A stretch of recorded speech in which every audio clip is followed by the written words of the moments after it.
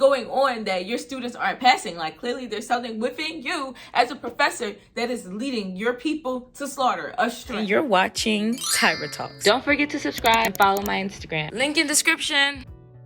Hello and welcome back to my channel. Every single day this year, I am trying to record a story time. So far, I've been so good. I think I already made the joke, like, I've been recording them. I just haven't been uploading them. But either way, we are on to I don't even know what today's day is on the story times. But listen, today's story time is about my worst professor ever in college. Okay, so I know that this is winter break for a lot of people and you're going to be going back to school soon or virtual school soon. I don't really know. You know, Omarion is out here acting really crazy. But yeah, so for me, school has always been like a breeze. I never really had issues with teachers until I went to private school in 10th grade. That's when school became a lot more difficult because you had to read like multiple chapters a night for a specific class for multiple classes, and then you got to come in and there's tests and quizzes and everything. So it was very much college in the 10th grade, and it was crazy. So I had like a learning specialist and everything to sort of help me through, and eventually I ended up graduating with all B's. So once it was time to go to college, I was hyped. I was like, I already know how to do this. Like, I have all the tools in my toolkit, okay? But what I did not account for is the strain that having a vibrant social life puts on your academics. I've told it a couple stories so far about, being in college and like my roommates and stuff like that. But in terms of actually going to classes, I haven't talked much about it. So freshman year, I think I had pretty good teachers. The only teacher that was pretty crazy was my physics teacher. And I only say pretty crazy because there's only 3 tests throughout the entire semester, like no homework, no nothing, just 3 tests, like 130 questions on each of the 3 exams. And yeah, essentially you pass those 3 exams, then you're able to continue on. You don't pass those 3 exams, you don't get to continue on. And going to class was optional. He didn't really take attendance or anything like that. And when he did stand up and lecture, oftentimes it was just a summary, not so much, teaching to the test. It's just sort of highlighting things that were maybe interesting to him and stuff like that. So definitely had to drop that class. But in terms of my psych classes, I never really had an issue. Like, it was always easy. I'm definitely popping out A's here, A's there. My psych teachers love me. I enjoyed the readings. Like, I never really had an issue until sophomore year. Okay, so my school was a state, I guess not was, it still is a state school, state funded, and for whatever reason they were having some issues with funding, and so they needed to get rid of a lot of classes or have one teacher teach a lot of classes. So for me, being a psych major, there's one teacher that everybody says do not take his class. Let's say his name is Dr. Joseph, okay? So everyone says, don't take Dr. Joseph's class. Like, he's a horrible teacher. All of the tests come out of nowhere. He quizzes a lot. And ultimately, like, you will not pass. And if you do pass, you're going to pass with like a C. So just don't take any of his classes. And up until this point, I have been fine. I hadn't taken any of his classes. But again, I'm a psych major. The school's having some issues with funding. They're having one teacher teach multiple classes. I had him for 2 classes, y'all. Like, there was nothing I could do. That was the only thing that worked with my schedule. So like, once I told everybody, they're like, oh my gosh, we're gonna pray for you, da da da da.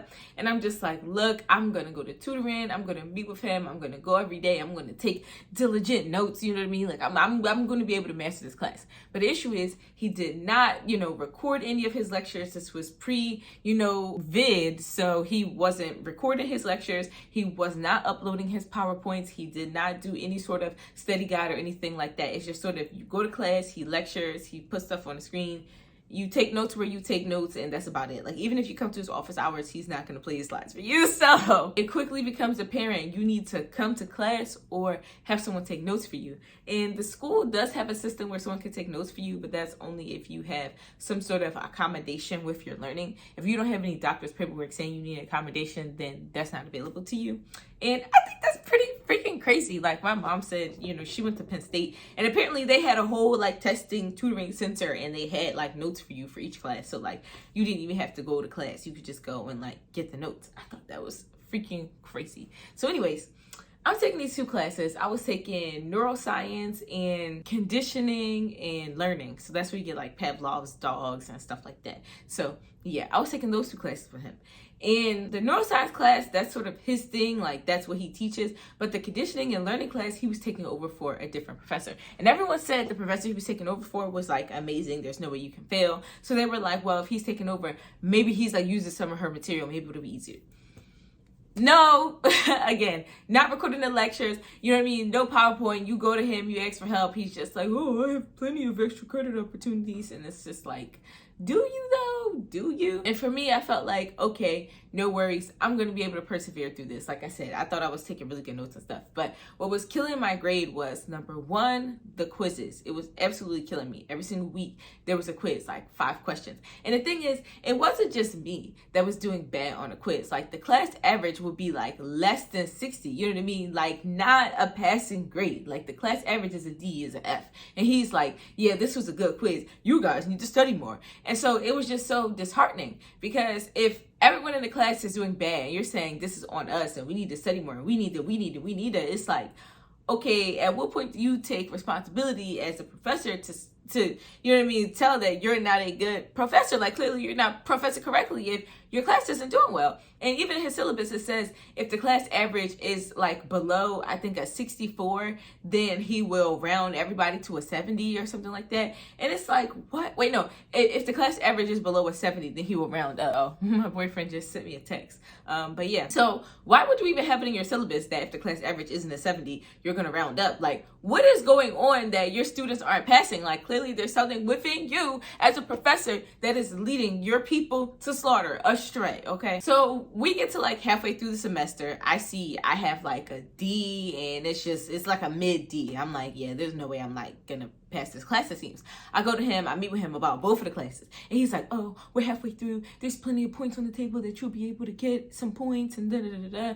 And it was just like, okay, I'm going through a lot in my personal life. So in terms of the extra credit opportunities, it's not stuff that you can do like in class. It's physically coming to the building to participate in a study. It's physically coming to the building to listen to a speech, being a part of clubs, stuff like that. And don't get me wrong, I did do some extra credit, but at the end of the day, if I'm still failing these quizzes, if I'm still failing the actual test, there's no amount of extra credit in the world that's going to like bring me over. So ultimately, I ended up failing both of those classes, and that was like really, really hard for me. I was very, very sad about it. And actually, this wasn't sophomore year. This was junior year. And this was all around the time that I had the back pain too. So it was just like all bad. Lucky for me, the professor for the one class, the conditioning and learning class, she ended up coming back, and I was able to take it with her. And your girl got an A in the class, y'all. A in the class.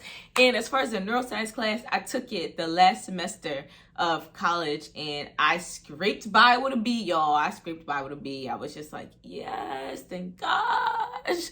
And I was finally able to pass this class because I just didn't think it was going to be possible. But lucky for me, in that last semester, all of his PowerPoints were online and the lectures were recorded. And this was all thanks to the vid. So, I mean, shout out to the vid. I think, you know, the vid really blessed my college career because it really gave me a lot more freedom to feel more comfortable. It gave me a lot more freedom in terms of having more time, because at this point I live like over an hour away from my school. So you're able to take classes like anywhere really. So it was really, really nice. But make sure you comment down below if you've ever had a difficult professor. How did it work for you? Did you get, you know, redemption? Did you end up passing? Make sure you share this video with someone who you think might enjoy it. I know if you're watching this, obviously like you're in college, share it with your college friends. I am a small channel. Share me, okay? And until next time, make sure you watch any of these videos on the screen because they're good too, and I need the watch time and I need the subscribers. So share, watch, comment, all that stuff. See you next time.